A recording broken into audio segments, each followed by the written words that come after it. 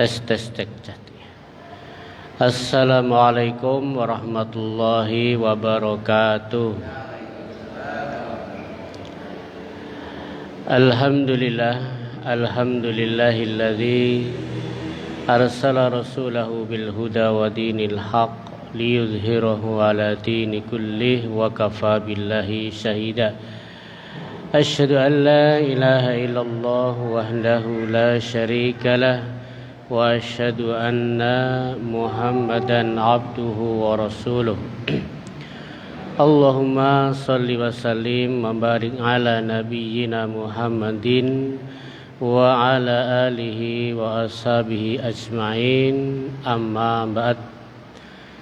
Allahumma anta rabbi la ilaha illa anta khalaqtani wa ana abduka wa ana ala ahdika wa wa'dika mastata'tu a'udzu bika min syarri ma sana'tu abu'u laka bi ni'matika 'alayya wa abu'u bi dzambi faghfirli fa innahu la yaghfirudz dzunuba illa anta.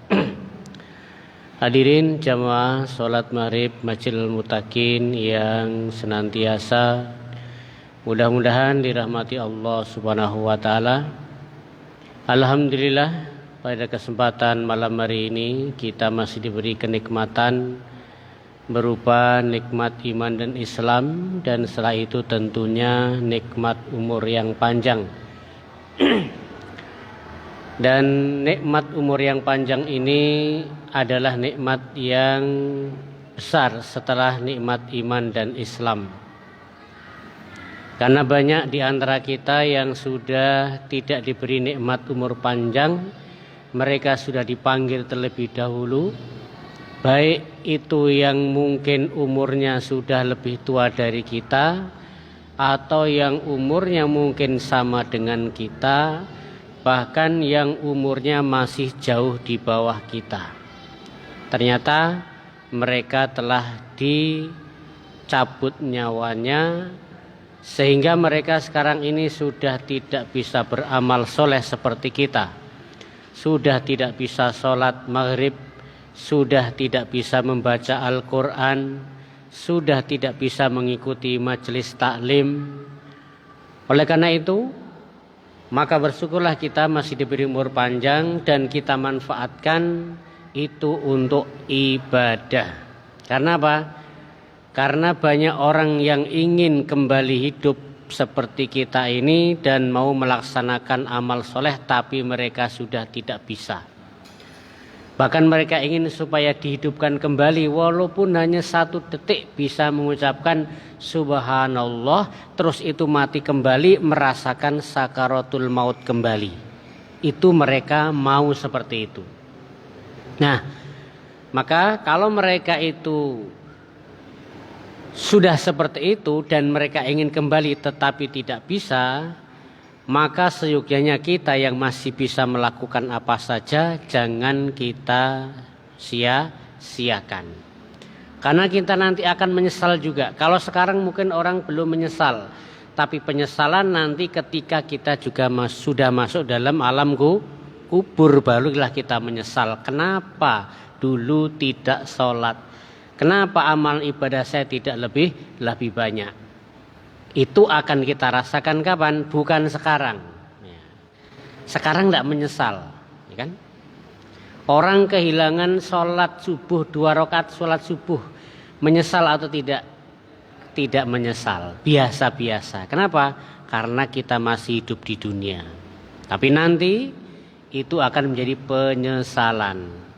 Nah, oleh karena itu sebelum kita terlambat, mari kita gunakan untuk beramal soleh. Kita lanjutkan kajian kita, pembahasan kitab fikih Bulughul Maram. Kemarin kalau tidak salah sudah sampai kepada hadis tentang azan 2 kali. Iya. Ya. Sekarang kita hadis selanjutnya masih bab azan, yaitu tardidus sami' liqaulil muadzin wa fadluh. Ya.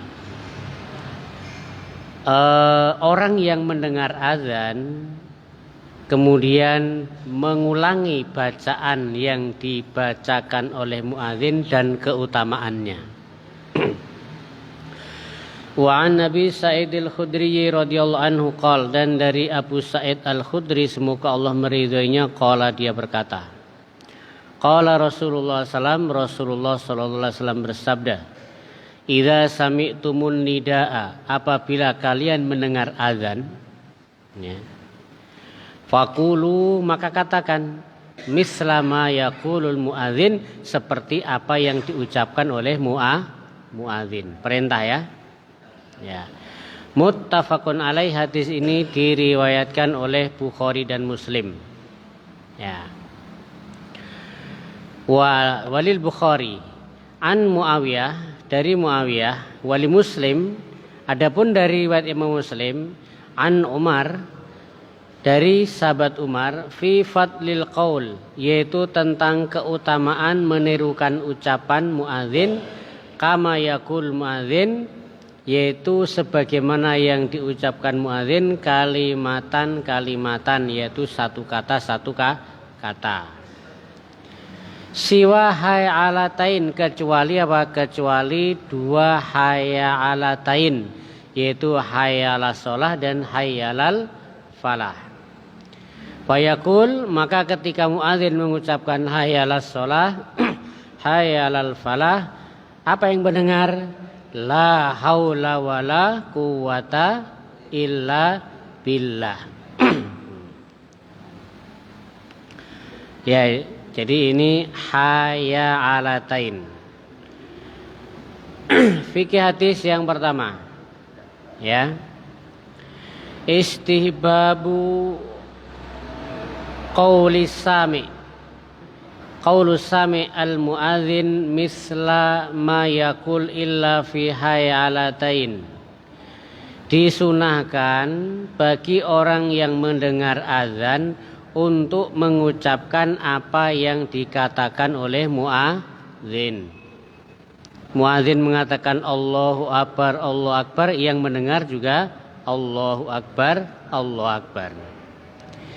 Illa fi hayalatain, kecuali apa? Dua hayya ala. Pertama hayyalas shalah, yang kedua hayyalal falah. Maka apa yang dikatakan orang yang mendengar azan, hendaklah dia mengatakan la haula wala quwata illa billah. Ini hadis dari riwayat Muslim. Kalau hadis yang Bukhari itu tidak ada ininya, ini tambahan. Ya. Kalau hadis riwayat Bukhari tadi pokoknya ucapkan apa yang diucapkan muadzin, tirukan. Ini umum hadisnya. Ya. Adapun riwayat Muslim dari Umar bin Khattab dikecualikan dua hayala ini. Itu hadisnya siapa? Umar bin Khattab. Maka dua-duanya dipakai. Akhirnya semua ditirukan kecuali dua ini, hayyalas shalah dan hayyalal falah. Yang kedua hadisun Abi Sa'id amnya. Jadi hadis dari Abi Sa'id itu umum. Yang pertama tadi hadisnya umum. Pokoknya apa ucapan muadzin kami turukan, ya. Wa masusun bi hadisin Umar radhiyallahu anhu, dan dikhususkan dari hadis Umar. Kalau hadis Umar ada apa? Kecuali hayalas shalah dan hayalal falah. Jadi hadis ini digabung, dipakai semuanya, ya, dipakai semuanya. Lil jam'i bainahuma, yaitu mengumpulkan dua hadis, ya. Wa wujubul jam'i fil a'mal, dan wajib untuk mengumpulkan di dalam amalan. Maka ketika kita mendengar muadzin mengucapkan azan, ya kita tirukan, kecuali apa? Hayalas shalah, hayalal falah. Itu ternyata dua hadis itu, ya. Dua hadis digabung jadi satu. Ya. Yang ketiga zahir qauluhum, zahir ataupun zahir dari hadis, yaitu idza sami'tum jika kalian mendengar. Berarti kalau tidak mendengar ya tidak mengucapkan apa yang dikatakan muadzin. Nah, sekarang kalau dengar dari HP bagaimana? Kan HP ada yang waktu itu kan. Nah itu susahnya ya. Kan sudah azan juga itu kan. Waktu azan juga biasanya.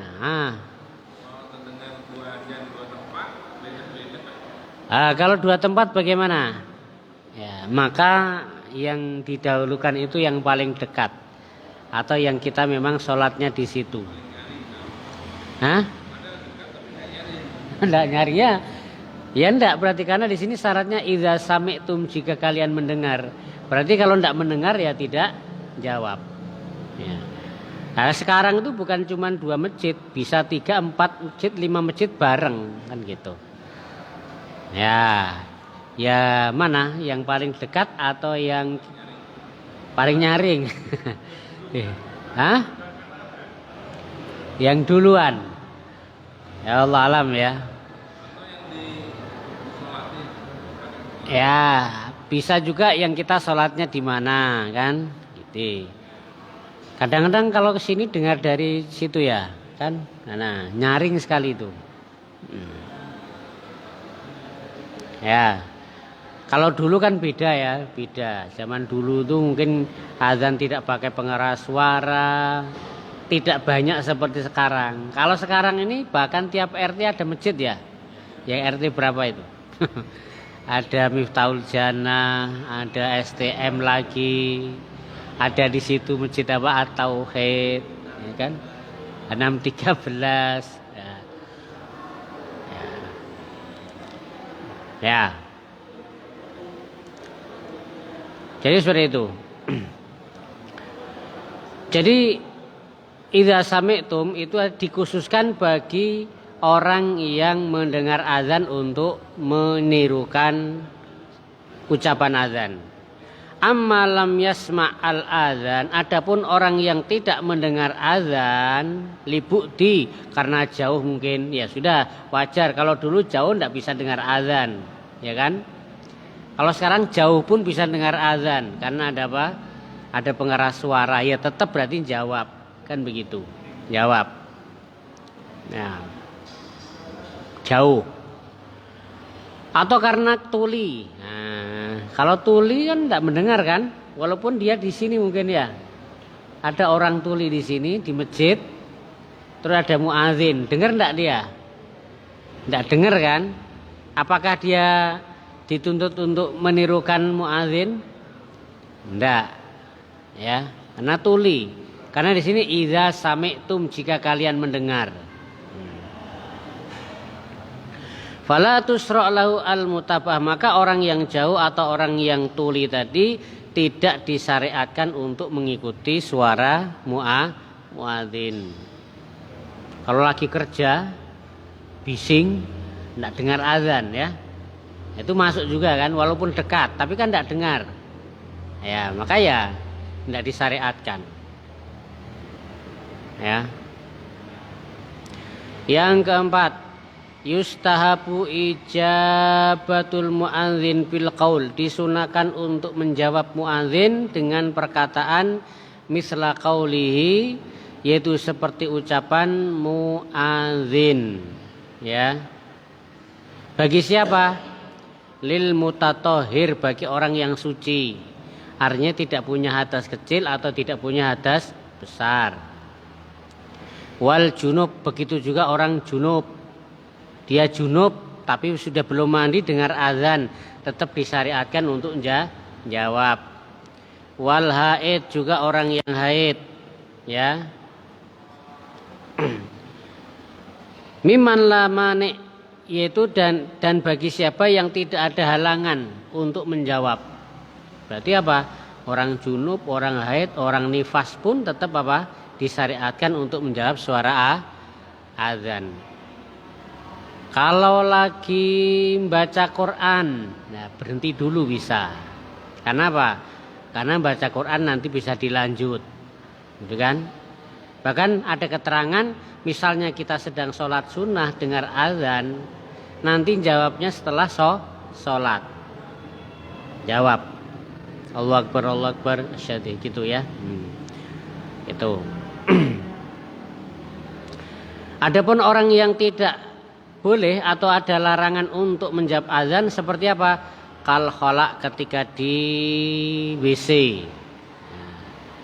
Kalau khala itu WC, kalau hamam itu kamar mandi, beda ya. Kalau khala itu tempat buang hajat, kalau hamam kamar mandi itu tempat untuk apa? Bersuci, ini beda. Yang kita dilarang itu adalah khala, tempat buang hajat. Itu yang kita dilarang zikir, ya kan? Dilarang untuk menjawab azan. Khala, tempat buang hajat. Cuman sekarang kadang-kadang antara kamar mandi dan tempat buang hajat satu, ya kan? Tapi ada yang kamar mandi sendiri, buang hajat sendiri. Nah, larangan-larangan itu biasanya berkaitan dengan apa?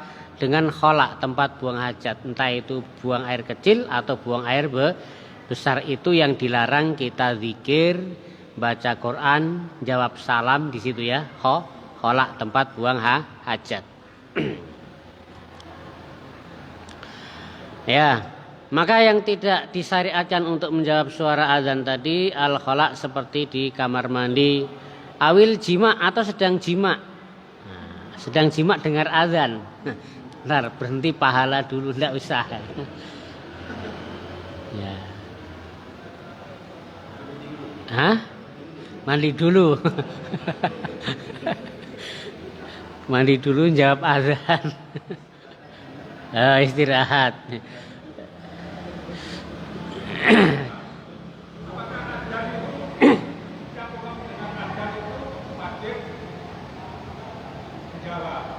Ini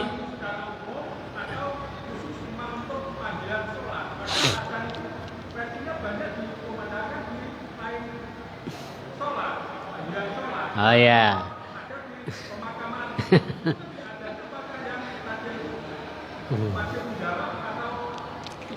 Ya, kadang-kadang memang azan bukan untuk sholat ya. Ada orang meninggal diazani, ada anak lahir diazani, kan gitu kan. Ah, itu bukan muazin itu. Itu bukan muazin. Ya. Hah? Bukan muazin. Maksudnya wallah alam ya, mungkin yang dimaksud ini yang azan untuk sholat ya, untuk sholat. Ya. Yang mana? Saya belum mendapatkan hadisnya, salah belum mendapatkannya. Ya, cuman mungkin saja itu adalah ulama ijtihad atau qiyas mungkin ya. Qiyas. Belum sampai, saya belum baca sampai seperti itu ya, belum baca. Ya. Mungkin di kitab lain ada ya, tapi di sini kayaknya tidak dibahas. Nggak tahu nanti kalau bab misalnya ngubur mayit atau untuk anak lahir ada enggak di sini, belum tahu ya. Hangat panas. Nah, buka.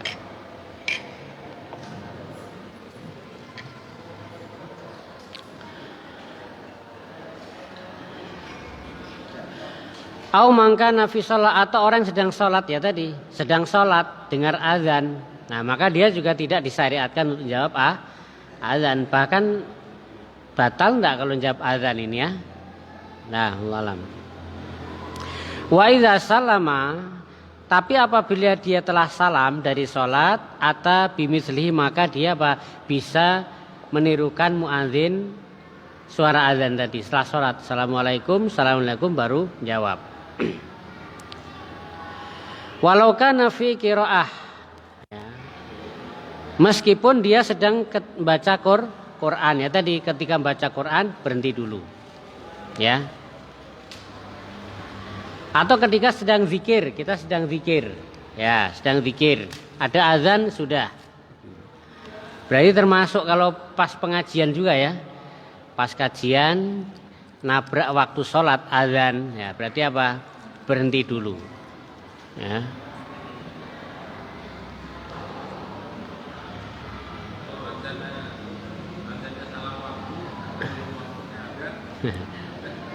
Salah sudah ya. Ya, tapi mungkin jawabnya juga pahala juga ya, walaupun salah ya. Nah.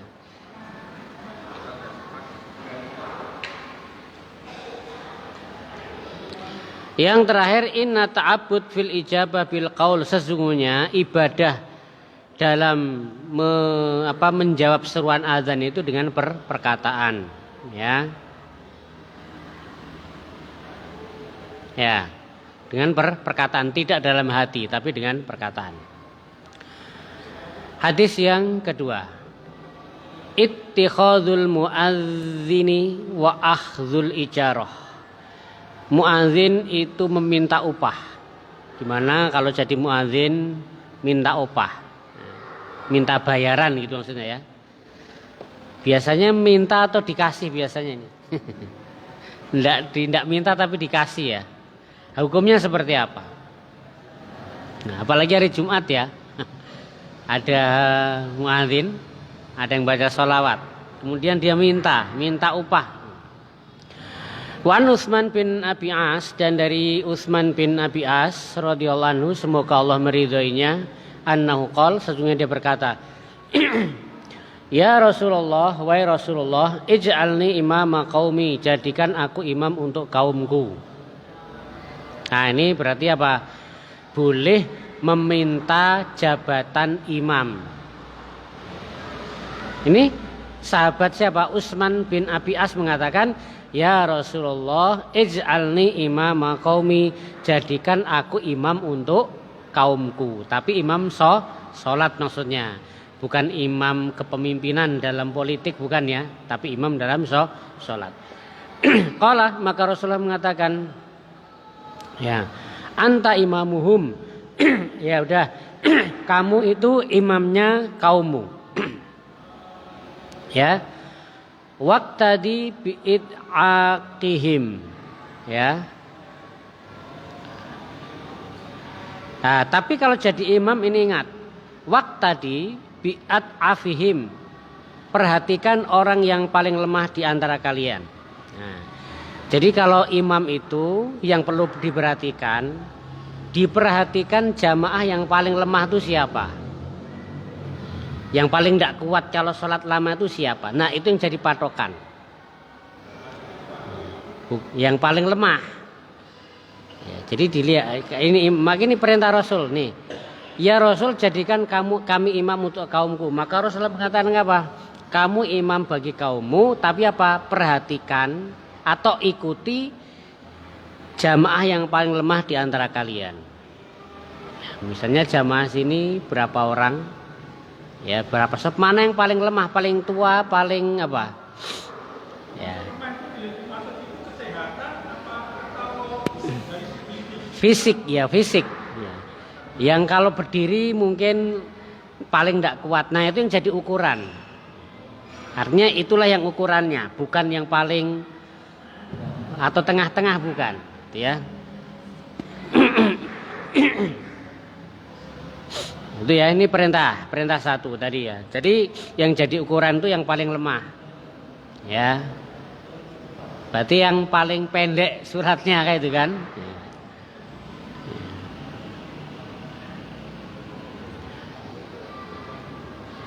Kemudian ini gimana caranya untuk mencari yang paling lemah ini? Kalau tidak ngomong tidak tahu juga ya. Maka jamaah itu banyak ngomong. Siapa yang tidak kuat lama-lama ini kan begitu ya. Tapi biasanya ngomongnya di belakang ya. Tapi kalau di belakang sampai ke imam bagus juga nanti itu ya.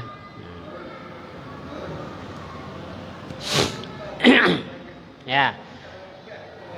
Ya. Wattahid muadzinan, dan ambillah tukang azan, muadzin.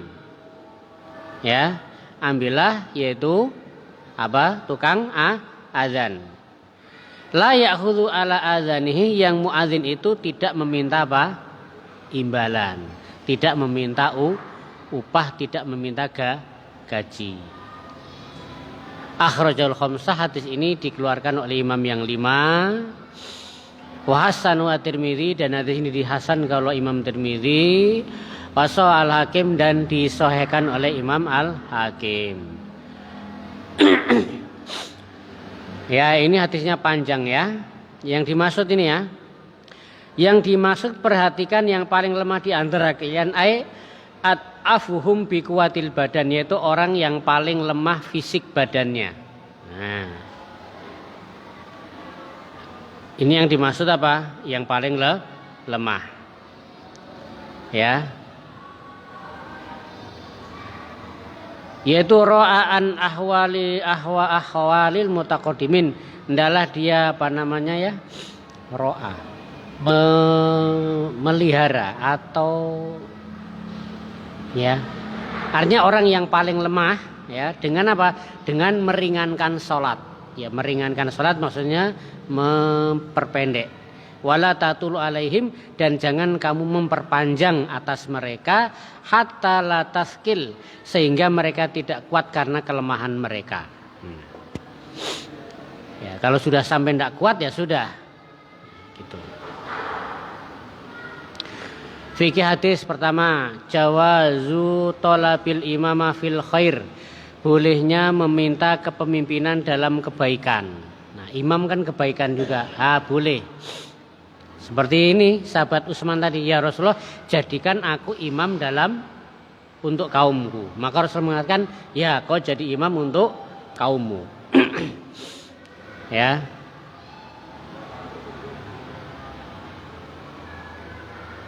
Ya.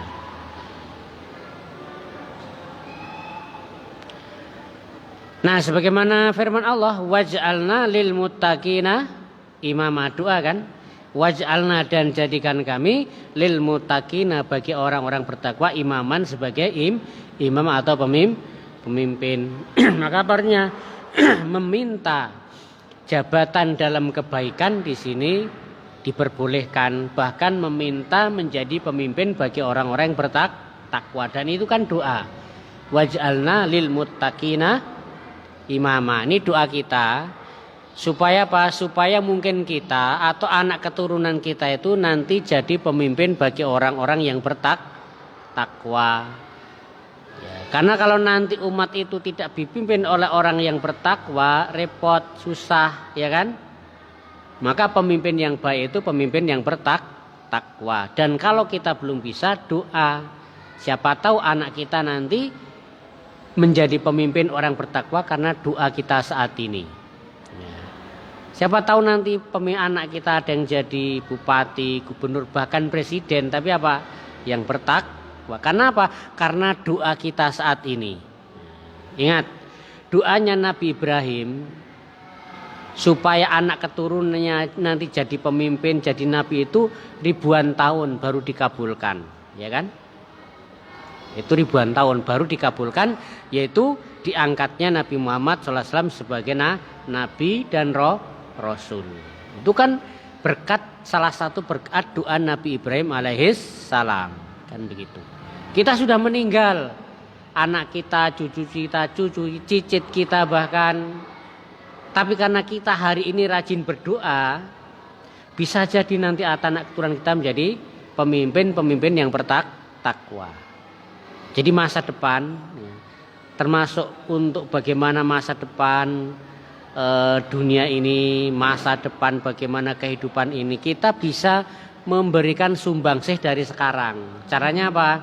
Dengan berdoa untuk 50 tahun ke depan, 100 tahun ke depan, 200 tahun ke depan. Kita bisa berdoa dari sekarang. Ya. Walaisa fi talabi riyasah, akan tapi bukan dalam meminta jabatan riyasah, kepemimpinan yang makruh, ya, yang muta'alliqah bidunya, yang ada kaitannya dengan dunia, ya. Nah, kalau seperti itu tidak ditolong di dalam memintanya, ya.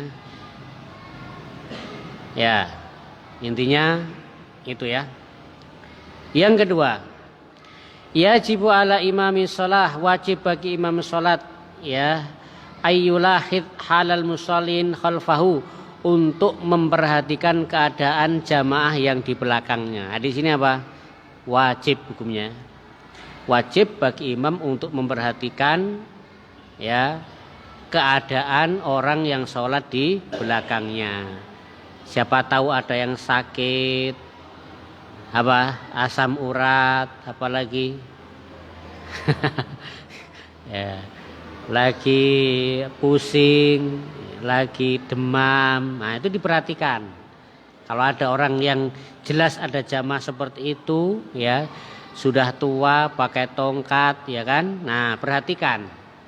Ya, jangan cepat-cepat sholatnya. Karena apa yang jadi patokan yang paling lemah tadi kan? Yang paling lemah ukurannya tadi.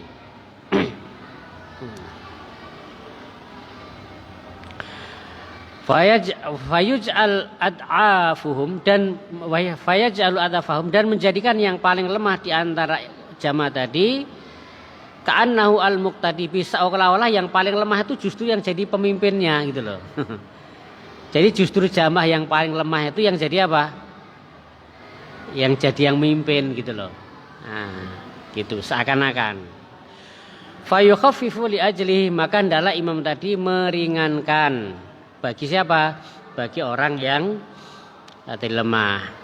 Wa sayati al hadis fi dzalik, maka nanti akan datang penjelasan hadis tentang masalah ini. Yang ketiga, wujubut tikhadil muadzin, wajibnya untuk mengambil muadzin. Nah, ini wajib ini juga. Wajib untuk mengangkat seorang muadzin. Di sini hukumnya apa? Wajib. Ya. Untuk apa? Liyajma'an nas bisolah, untuk mengumpulkan manusia sholat. Nah, maka nanti di sini ada perbedaan ulama mana yang lebih utama, muadzin atau imam, kan? Kalau tidak ada muadzin nanti repot juga sholatnya kan? Nah.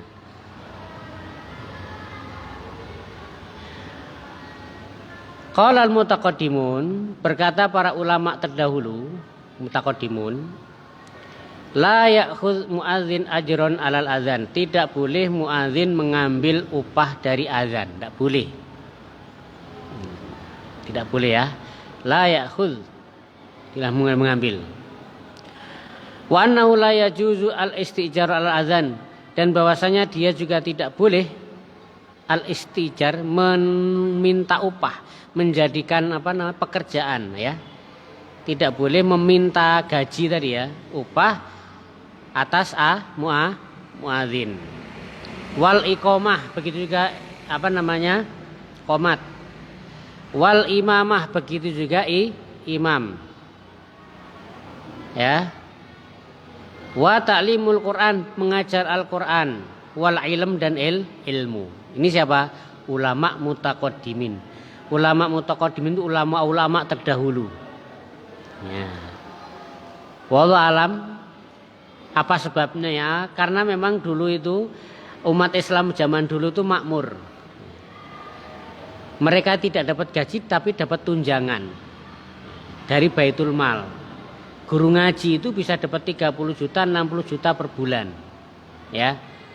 Bahkan pada zaman Umar bin Khattab, setiap bayi yang lahir dapat tunjangan. Dia bukan guru, bukan muadzim, tapi apa? Orang biasa. Begitu lahir ceprol dapat tunjangan. Nah, kapan Indonesia seperti itu? Hah? Berdoa. Loh, banyak katanya, banyak uangnya ya, tapi enggak tahu kemana. Triliunan katanya ya. Ya. Sampai bingung ya, sampai bingung. Rakyat itu beli bensin enggak utang, beli listrik enggak utang, beli air enggak utang, kok rugi kemana kan begitu ya. Tiap tahun rugi terus kan gitu. Kita naik pesawat Garuda itu juga bayar kan, tapi kok ya rugi gitu loh. Nah, di mana uangnya kan begitu. Ya. Nah, kalau rugi terus kapan kita dapat tunjangan ya? Kalau rugi terus.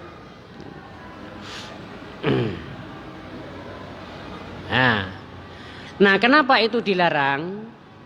Li'anna wajibat, karena itu semua merupakan kewajiban diniyah, kewajiban agama.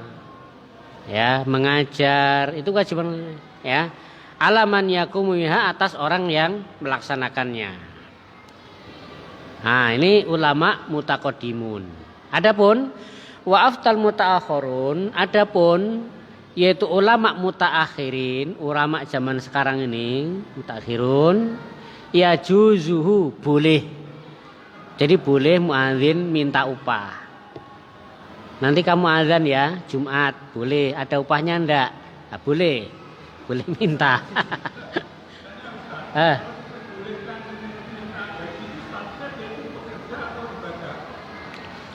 Ya dua-duanya. Ya. Ya. Ya.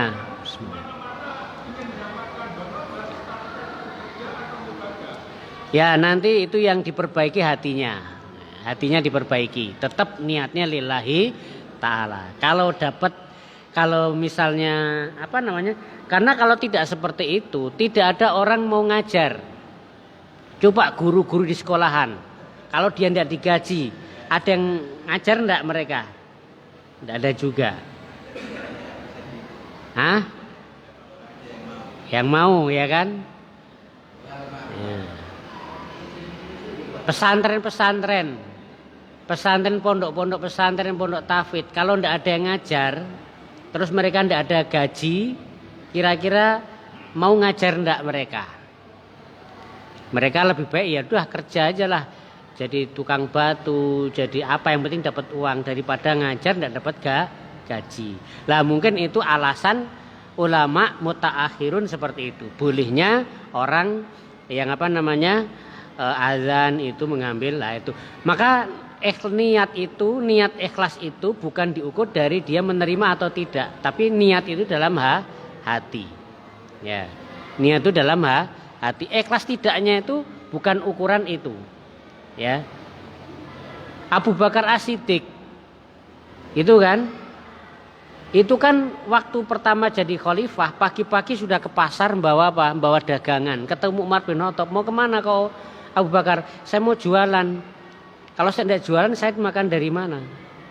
Maka Umar mengatakan, dah, kamu pulang-pulang. Nanti kalau kamu jualan, siapa yang ngurus umat? Tidak ada.